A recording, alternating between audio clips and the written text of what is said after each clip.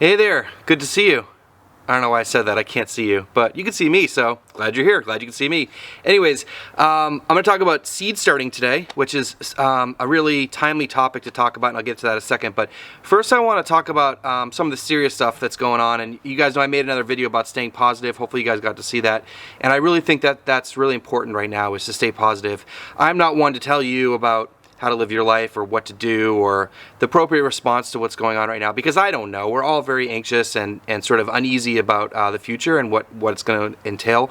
But what I can do and what you can do is control how you react to things and try to stay positive. And with that in mind, I'm not going to tell you guys to go off grid or seclude yourselves from society or whatever.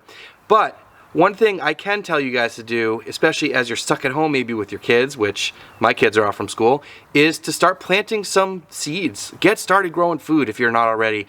I just really want to say that this is a great time to start growing your own food. And not for the sake of like this, world is going to shut down, we're not going to have food and all that. I'm not here to, spread that kind of stuff or provide any fear for you guys. But I want to give you some stuff that you guys can use. And, as a content creator, especially right now, I've been debating a lot about what kind of content to create and to put out on YouTube. And I think I'm going to continue with posting stuff about the farm. I think you guys are enjoying that. And we're going to keep going with the farm and push through and get ready for the season. So I'll be sharing that stuff with you. I'm not sure about the interviews and tours and stuff, just because I don't know. We'll see what people are into and up to, and I just want to be conscious about being safe out there and not putting anyone at risk. So with that in mind, guys, I really think it's important to grow your own food at least at some point in your life, and this is as good of a time as ever. You can get a couple of things at a local store. You could order some stuff online to get it delivered. It's up to you guys. I'll give you some links and stuff throughout this. I'll put them at the end of the video, and I'll mention them during the video. I can't give you a link for everything. Some things you guys are just going to have to resource yourselves. So if you can't find exactly what I'm talking about, like, do some research. I just can't give you everything. But let's talk about seed starting a little bit. So for those of you guys who have already grown your own food, you guys know how satisfying it is, and I think that just getting something started right now, working on something positive, watching things grow, I think will be helpful for everybody, and it'll also be very productive in terms of you'll have food to eat. And I really recommend that you plant extra. Just plant a lot of extra, because you know what? We got to think abundantly right now, right? Keep that in mind when you're thinking about your neighbors, your friends, your family, all that kind of stuff. So the more food that we plant and grow, the more food there will be for everybody. And I'm sure there's people of need in your community that could definitely use some food. So with that in mind, let's talk about some of the stuff that you'll need. I've done some videos on this stuff before, but they're probably buried in my YouTube channel, so I'll go over some things. I really like these kind of trays. Again, you don't have to use all this stuff. If you're not doing this commercially, you may not want to invest in this kind of stuff. You can use just leftover yogurt containers or Tupperware or whatever. Like, it really isn't complicated. Don't get hung up on I don't have this exact gear, but I will show you what I use, and I think that you'll, on any real scale, you can experiment or just improvise a little bit. So I use 3 different sizes here. These are 72 cell trays, 128s, and some 200s, but I think I'm now at the point where I'm basically just using 128s for almost everything for what I grow. I think that's just a good size. So you'll need some trays or something to start your seeds in. I like bottom watering my stuff, and the way that works is you take a tray like this. This is a shallow tray, which I like a little bit better, but they also make these deep trays. These might be a little bit easier to find, but either one works. It doesn't matter. And then you put the tray in top like this, and then when you go to water it, you just put some water in here, and it comes up through the bottom. So usually you use less water. It definitely spills a lot less, and all that kind of stuff. Now, this is also super cool to start right now, as I should talk about, is that if you're further north, I'm in North Carolina, but let's say you're further north and it's still rather cold out, get your seeds started now. It's just a great thing that you guys could do. So we're gonna need this, we're gonna need some soil, and we're gonna need some seeds. So let's talk about soil first. So I've used a lot of different potting mixes in the past, and they all pretty much work.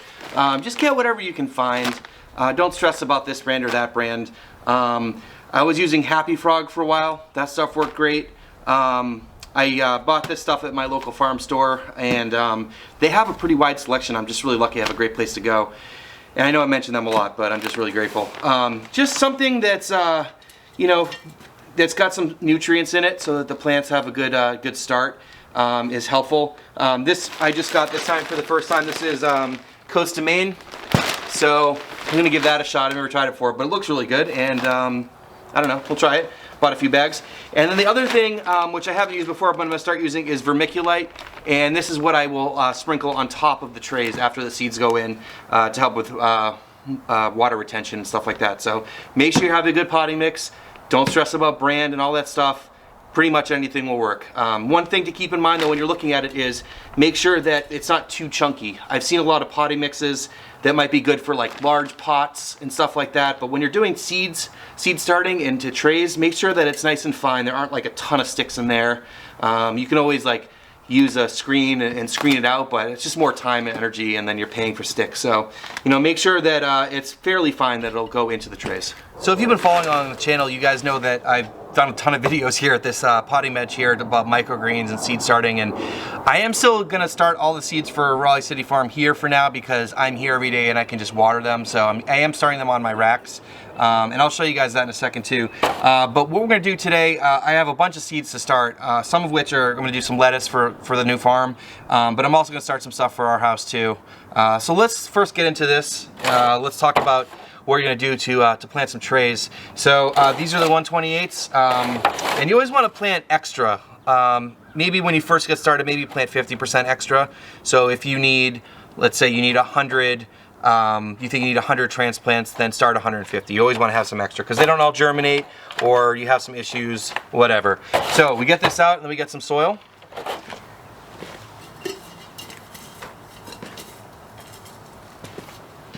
So I use this pitcher, but you could use anything. And we're going to put the soil on.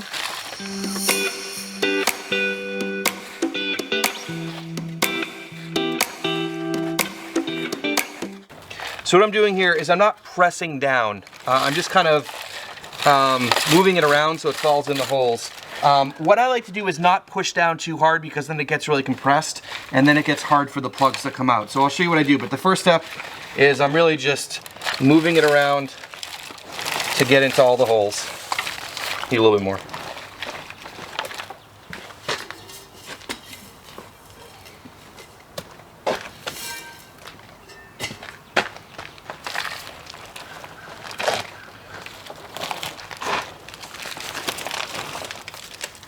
Again, I like to say that a lot of this is independent of scale because you could be doing this on a small scale, like one tray at a time, or you could do in this large scale on a farm. So a lot of it is pretty similar. All right, so I got most of the holes covered, and now what I'm gonna do is I'm just gonna drop the trays like this. And it just lightly compacts it. And the best thing about this is you can see sort of some of the spots that are a little bit, there's a little bit less in them. So you can see like over here, there's a little bit less. So I'll just drop some in and spread it out. And I'll keep doing that with these trays.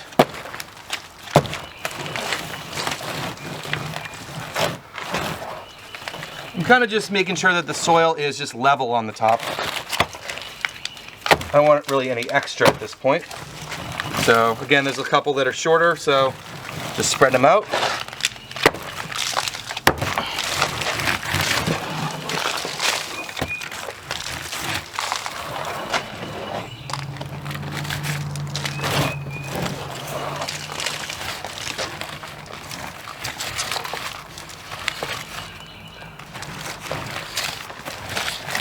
All right, looking pretty good. Next step is I'm just gonna dibble them just to have a place for the seed to drop in. I just use my fingers. You can do one at a time, two at a time, four at a time, whatever. For me, sorry, a squirrel distracted me. I just go down the row like this with 4 at a time. Again, don't worry about speed if this is the first few times you're doing this. Make sure you're getting accurate dibbles in there. You know, I've done this quite a few times, obviously, so no problem. Let's get this done.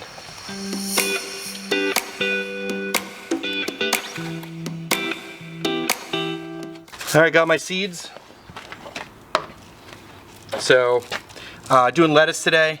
Talked about in the past about the lettuces. I'm doing a mixture as I did last year of Mirror, Cherokee, and Magenta. And I will leave links down below for seed companies that I bought seed from and have had good experience. So no affiliation with them. Just I'll give you some options there to do that. So let me get these started. Just doing one per cell.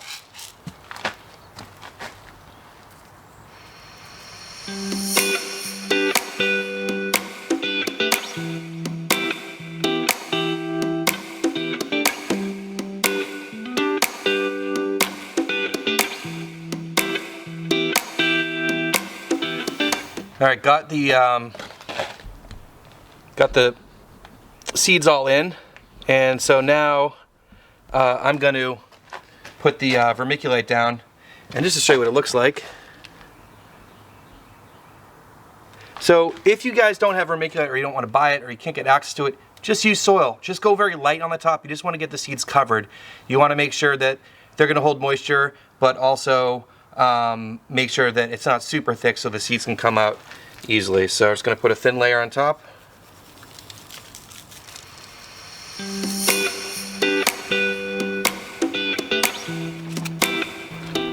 So now we got that all covered, let's water it in.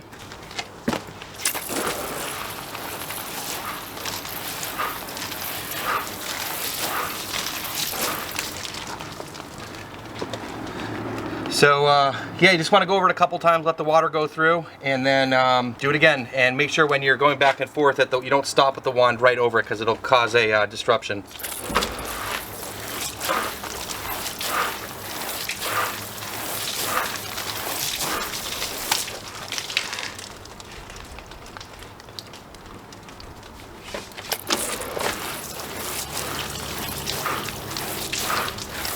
So we got these watered in, and make sure that you label your trays so you know what they are. I always write what it is and the date. I use these little marker things, but you can use a popsicle stick. You can use a piece of, you know, masking tape or painter's tape or whatever. Just whatever. Just make sure you label them. So as I mentioned, I use these as bottom watering trays. So we just put this tray, this flat on top of this, and then I put this on the rack. So put the trays on the rack, and then we're going to keep these moist and let them germinate. So let's talk a little bit about that. So I've mentioned in other videos, I use these racks, which are awesome, and I'll put links down below for the racks and the lights. Now, if you're just doing this really simply at home, you definitely don't need a setup like this. But if you're thinking about maybe doing something commercially, or maybe you just want to invest a little bit in like growing your own food, like it's pretty inexpensive, and you can do a lot with this. You can also grow microgreens on this. So one thing I like to do to keep it moist while it's germinating is use a spray bottle like this with just water and lightly mist it on top. So I don't start watering underneath until the plants start to come up. Another option, if you're doing this like in a greenhouse or somewhere where you can spray water, is this guy here. This is what's called a Foggett nozzle. These are super cool. These go on a hose, and they just they mist everything, and so that's a really nice option too. But here I just use a spray bottle, and I come through once or twice a day and just keep them moist. A lot of stuff doesn't need light to germinate, but generally I just leave it all under lights and get that to germinate. Keep in mind the temperature. Make sure it's you know, warm enough in there at this time of year. And for lights, pretty much anything with a daylight bulb will be fine. You could use a, you know, like a desk lamp, or you could use a shop light, you know, anything like that that you have. Just make sure it's a daylight bulb. You could use LED, fluorescent, whatever. You get your plant started this way. You guys can see over here, this is some green onion that was planted 5 days ago, so just starting to pop up. So in terms of sourcing trays and flats and those sorts of things, the place I was buying it from went out of business. So at this point, I'd probably recommend Bootstrap Farmer. They're really great people, and they have just really high quality products. I will leave a link down below so you can check that out. They also have different varieties of size trays and all sorts of cool stuff. The one thing about them is that their trays aren't compatible with the standard 1020s if you guys are already invested into that system. But otherwise, I highly recommend them. That's the basics of seed starting. After this, as I said, you just keep them moist for a couple days. They should germinate and start to grow. We want to keep the temperature roughly around 70 degrees. In the wintertime, you got to keep it somewhere warm. In the summertime, you got to keep it cool. Otherwise, I forgot to mention this, but you need some sort of wand like this to get a nice soft spray over the trays. I'll leave a link down below for the parts for this, but you could use any wand really. So after you get your seeds start to grow, you'll have to harden them off, which is another process I don't want to get into today. But basically, you bring them outside for short periods of time and extend that time each day until they're comfortable being outside.